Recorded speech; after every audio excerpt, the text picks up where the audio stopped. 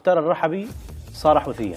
الحوثيين اعلنوا موقف شجاع للامانه، يصدر البيان الرسمي يقول انا استهدفت البحر الاحمر واستهدفت السفينه كذا وتضررت، الامريكي يصدر بيان ويقول تضررنا، هو يقول لك لا هذه مسرحيه. لنفرض انه الانتقال اليوم قرر ان يقف في صف غزه وأن يقوم بعمليات لنصرة أهل غزة وأن يهاجم المصالح الإسرائيلية سواء في البحر الأحمر أو في سأعلق صور عيدروس الزبيدي في رأس الشاشة. مختار الرحبي وجد ما يحدث في غزة فرصة لإحياء علاقة قديمة بالحوثي. فعلا هذه صورة حقيقية وليست مزورة وليست فوتوشوب. الذين كانوا يقولون إنه المهرية من خلال هذا التناول تلمع الحوثي عادوا ليحاولوا اللحاق بها ويتناولوا الأحداث من نفس الزاوية.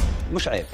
أسوأ رئيس وزراء في تاريخ اليمن. لو كان يستحي على نفسه والله لا يجلس حتى لحظة واحدة. لكن الذي وضعه وزير ظلمه، والذي وضعه رئيس وزراء ظلمناه كلنا. الذي تريده الإمارات من مختار الرحبي؟ والله يا رجل لو ما بقى يمني ما نخضع للإمارات.